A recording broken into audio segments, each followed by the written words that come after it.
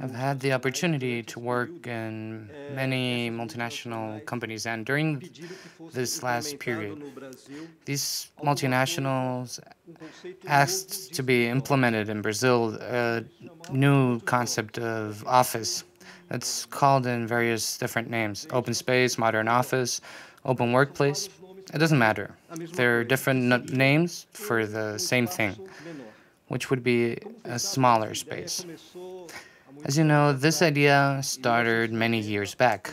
In 1990, a German bank measured and discovered that 20% of their employees didn't go to work every day because they had a course, they had medical treatment, they were with a client or at a forum. It doesn't matter. So office space was reduced by 20%. That's how it started, and now it's employed in over 70 places. This is how this new 20th century concept started out. As to Latin American companies, the first thing is to communicate how to do this, and that's where I had a problem. I divided this discussion in three parts. First of all, communication. There's where there was a first important factor that should be considered.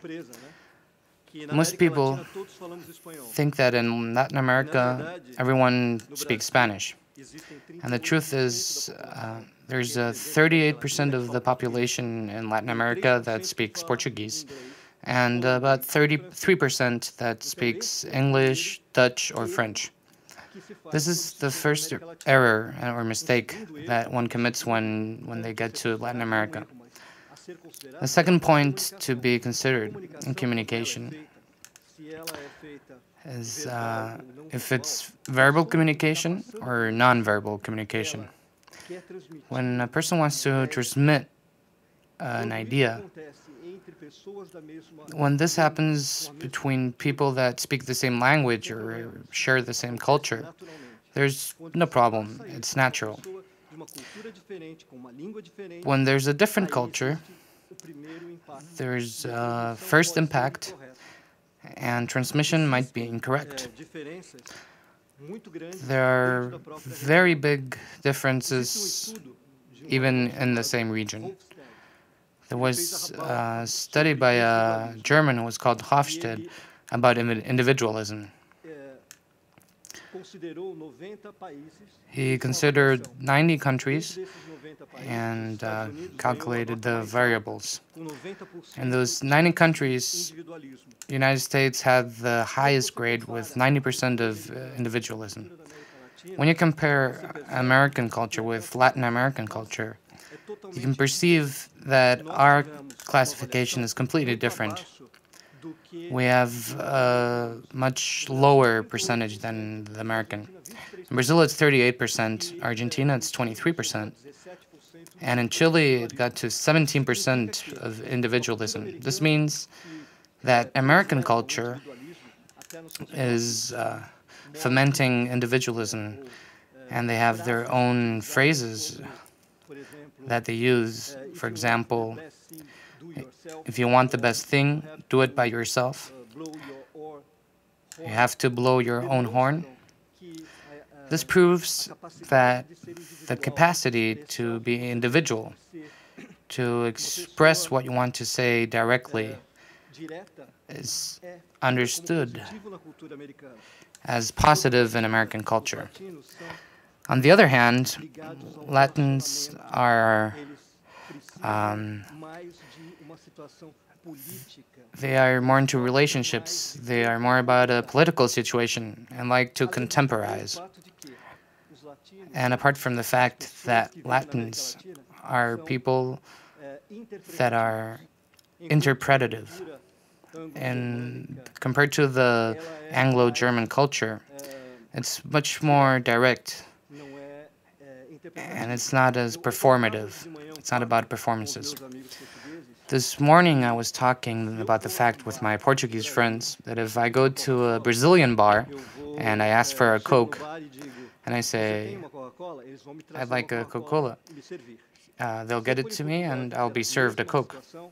If for the same situation in Portugal, they would say, yes, I have a Coke, but they wouldn't serve the Coke because I would have to ask, could you please bring me a Coke? It's completely different. When a person that comes from a performative tradition, they have to be careful with people from a different perception, because Latins tend to think that when you're direct, you're being aggressive. Another important thing that should be considered is the moment of the people. That all companies think that if they diminish or reduce the spaces, costs will also be diminished. During a presentation, I made the question, how do you do to reduce operational costs? And the answer was, well, for the standards that I have to reduce my space. This is a moment that we're living in, where companies demand that spaces be reduced. Nowadays, people work like everyone, anywhere. If you can't work at the office, you're connected 24/7. You can work with Wi-Fi, with wireless. 15 years ago, if you asked someone, do you need a telephone? The answer would be, of course, I can't work without a telephone. But nowadays, the answer would be, well, maybe I need a little bit. But maybe in a few years, we won't even use it. I don't know. At a conference that was at the University of Boston in the United States, the question came up. The offices that are being used today will be the same 20 years from now? Or will there even be offices 20 years from now? The response was unanimous. No. I don't know. I'm not going to be that radical and propose that from here to 20 years there will be no more offices. There might be. But as we in American Latino, where people, we need a contact point, maybe, but it's not that way. This situation with new offices nowadays and what's being prepared. Now when you prepare an office for a company that has 400 employees, you usually think, what will be the ratio? How many people will come per day? Which areas will be used? 900 people, 200 desks might be enough? So that you can understand. And Philips, 900 people were accommodated in a 1,900 square meter space. And there's another reality where companies are working nowadays. Some companies work 3 days a week that way. So this is the world that we're seeing now, and it's changing very quickly. There are other factors that people have to consider each time we're thinking about opening a new office. There's factors that are altered according to the region, according to the country, and according to the company. How much space do you really use of your space? Do you use a cloud? I don't know. Do you use paper? And you need space for archives. What's the management model? Are you a manager that wants your employees next to you, and you have to come in at 8 and leave at 5? And based on these factors, you can make some decisions. But this is the reality of the moment, and it has to be considered, because we're thinking about working in the future and not the present. There are people who think, how will facility management or real estate in the future, if this position will even exist? It's an interesting decision. Maybe in the future, real estate or FM will go at people's home and will tell you which clothes to take to the office. There are many concepts.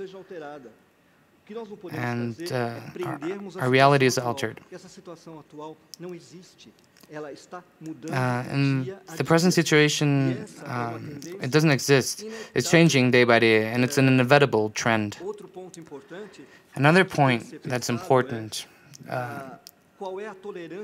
what's the tolerance that we have for working in environments? How many people can work in the same room? This open space application, does it work the same way in all the different countries? I would say not. First of all, human beings are territorial, and they like to have their own territory. Second, Latin Americans are very fond of their space. Reducing the office of a manager or a director is considered offensive. And, for example, big companies like Philips or Nokia Siemens, the manager, if they sit next to the other employees, well, they prefer to have their own closed spaces with their secretary. It's a point then with their own meeting rooms. This is another aspect that has to be considered.